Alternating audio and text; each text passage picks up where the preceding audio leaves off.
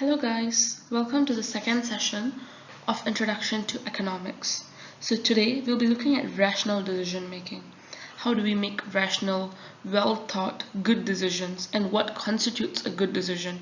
This will form the crux of today's presentation. So this is a bird's eye view of what we will be doing today. We'll be talking about the marginalist principle, the decision making model, efficiency, and the production possibility curve, as well as how it shows economic growth, as well as what the shifts in the PPC indicate. So first up, we have the marginalist principle.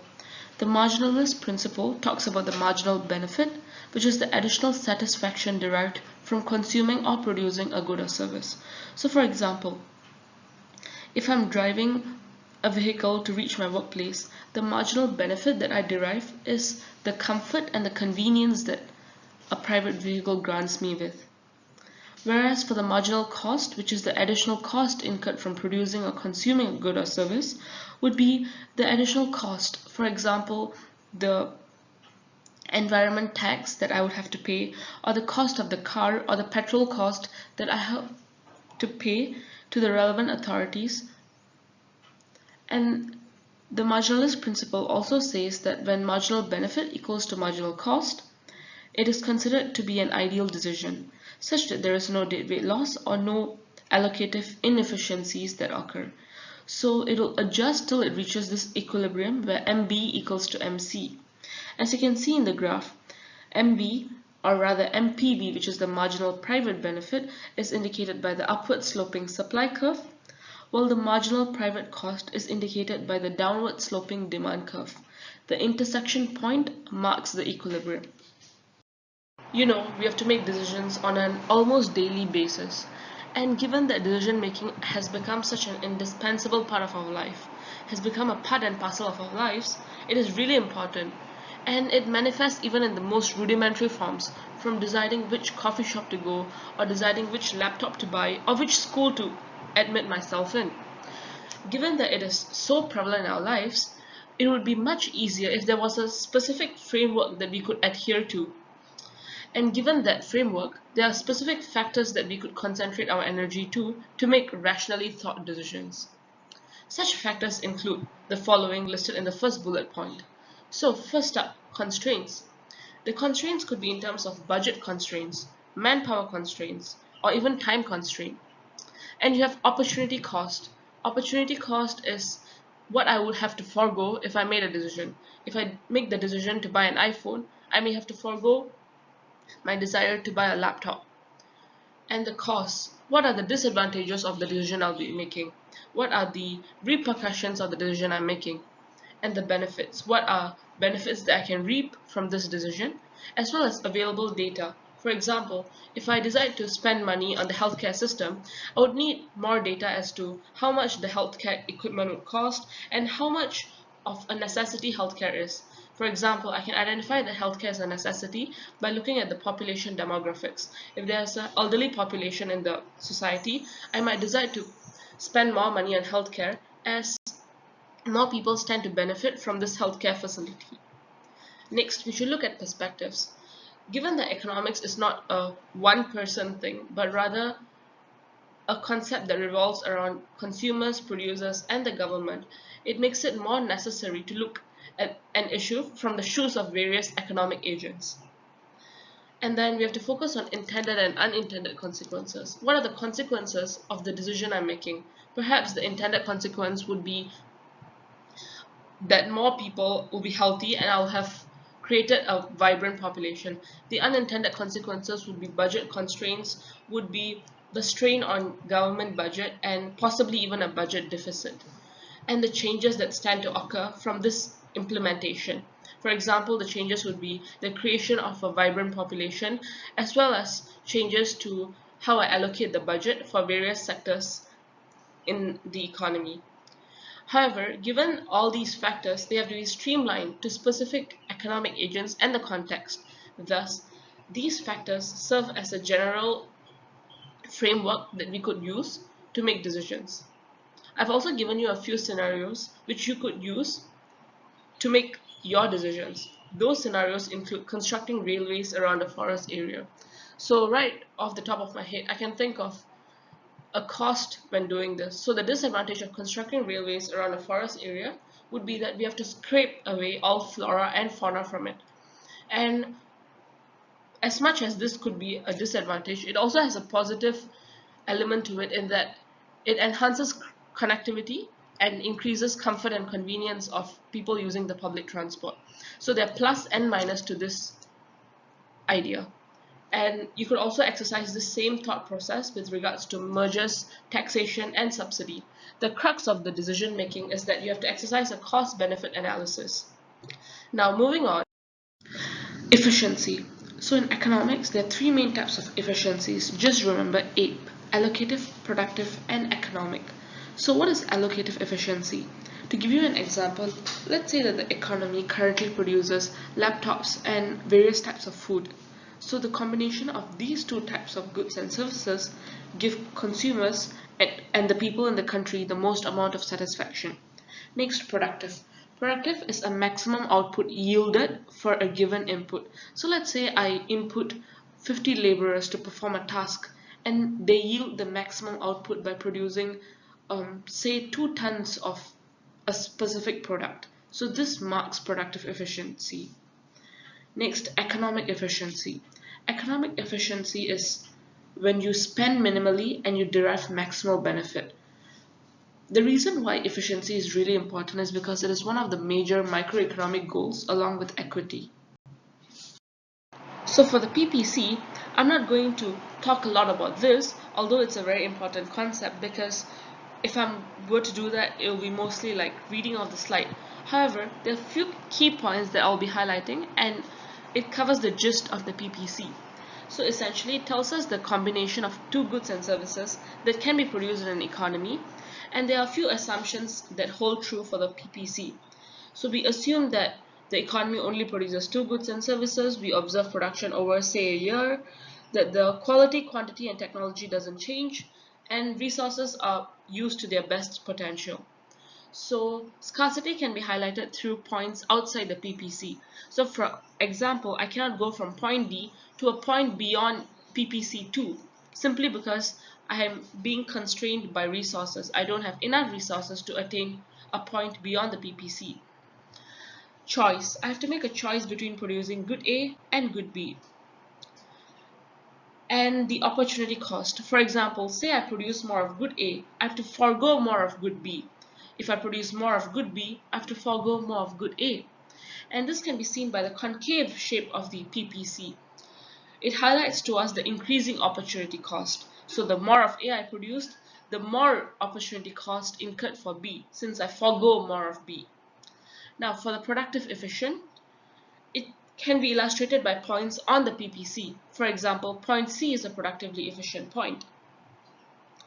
Now, unemployment. Unemployment is when I don't employ the resources I have. For example, I may have labor, but I simply choose not to employ the labor at all. That's called unemployment. Underemployment is when I actually employ the labor, but the labor is not being utilized to its fullest potential, to its fullest capacity. This causes the existence of spare capacity, causing underemployment because what I employ is not being operated at its fullest potential. Next, allocative efficiency, the current combination that provides society with the maximum amount of satisfaction. So for example, in this case, a certain proportion of A and a certain proportion of good B provide society with the maximum amount of satisfaction, making it allocatively efficient. Now, economic growth. A lot of us have different notions of economic growth. Some of us think of economic growth as progress, growing, and some sort of improvement. Well, none of it is wrong, but it has to be more precise and not as vague as what I just said. So, economic growth can be streamlined into two main types: actual and potential. Actual refers to the short-run economic growth, and it can be seen as a percentage change in national output. On the PPC, it can be seen as a movement of a point within the PPC to along the PPC. So here's the PPC. That means to say that this is a point within the PPC, and actual economic growth means it moves from within the PPC to on the PPC like this. Now, Potential economic growth. It measures the long-run economic growth. For example, like the future. Long-run economic growth is seen as an increase in productive capacity. So, for example, I begin to employ my resources to their fullest potential. That rises productive capacity. For potential economic growth, it can be seen as an outward shift of the PPC. So it is not a movement of a point, but rather the shift of a curve. So this is the PPC, and there is a shift in the PPC, which shows that there is a rise in productive capacity. So how does this shift originate? From what sources? Simply, you can remember it as QQT, quality, quantity, technology. If any of these improve, it causes an outward shift in the PPC.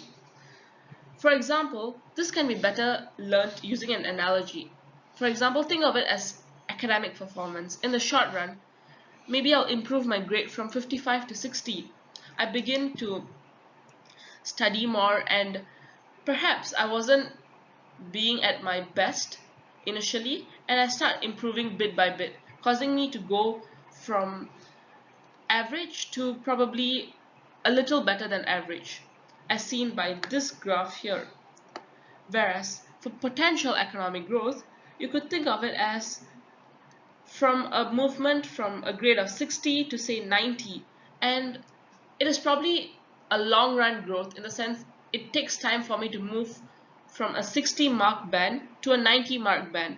And how am I supposed to do it? For example, quality. I improve the quality of how I study. I manage my time better. I seek more guidance. I seek more quality guidance. Quantity, it could be thought of as doing more practice, and practice makes perfect. And technology. Perhaps this analogy doesn't explain technology at its best. However, you could think of it as harnessing technology, whereas in the economic sense, technology refers to an improvement in technology, for example, from using automated machinery to even more high-tech technology. So this analogy would tell us the difference between actual and potential economic growth. So to sum up, actual is something like a short-run economic growth where you improve from say a 55 to a 60, whereas potential economic growth is improving from a 60 to 90 because over the time period you will improve your quality, quantity, and technology, enhancing your overall performance. So as you may know, the PPC shifts. It's a curve that shifts. And there are two types of shifts. It could be a parallel shift or a skewed shift. So what does a parallel shift look like? So first up, let me draw a parallel shift diagram. So this is the PPC, and a parallel shift would look somewhat like this. So as you can see, the parallel shift is when PPC1 shifts to PPC2 such that good A and good B are increasing proportionately. They are both increasing at the same rate. This tells us that the economy is equally adaptable to producing both goods A and good B. Whereas for a skewed shift, the difference is really starking such that it looks like this. I'm sorry for the drawing because it's kind of hard to draw it on the laptop. So as you can see, the PPC1 here shifts to PPC2. However, the increase here is smaller than the increase here. What does this tell us? It tells us that the economy is more suited to producing good A than good B. And when this happens, it means that there's an increasing opportunity cost because I'm producing much more of good A and foregoing much more of good B. Now that said, there's also something else that we need to note. An economy can produce capital goods or consumer goods. Let's say I decide to produce capital goods now. What happens is that these capital goods, such as machinery and equipment, will be able to churn out more consumer goods in future. Let's say I decide to produce more consumer goods now. This means I'm sacrificing capital goods. So although I'm able to fulfill current consumption in the future, perhaps there might be a situation where I have to deprive capital goods, because capital goods are important in the sense they help to churn out consumer goods. So although I'm able to fulfill my current needs, in the future I'm not able to attain the same amount of satisfaction as I derive now. So in summary, these are the major concepts that we have covered in this video. First up, marginalist principle. So the idea of marginal benefit and marginal cost, and how a decision is rational when marginal benefit equals to marginal cost. We also looked at the decision-making model, the important factors that we have to consider when making a decision, such as constraints, scarcity, choice, opportunity cost, so on and so forth. We also talked about different types of efficiencies, where I introduced to you an acronym 8: allocative, productive, and economic efficiencies. We also had a detailed discussion on the PPC, and we learned about the assumptions of the PPC, the definition of the PPC, as well as things we can learn from the PPC, such as scarcity, choice, opportunity cost, and so on. We also learned about economic growth, where there are two main types, actual and potential, and we learned about two types of shifts, parallel and skewed shift. I hope this gave you a good idea of what economics is, and in the next video we'll be looking more at the theory of demand and supply. Till then, bye! As with every video, this is a summary, a consolidation of all the major concepts that we have covered in this video. If it helps you, please take a screen grab and please let me know your comments for this video. Thank you.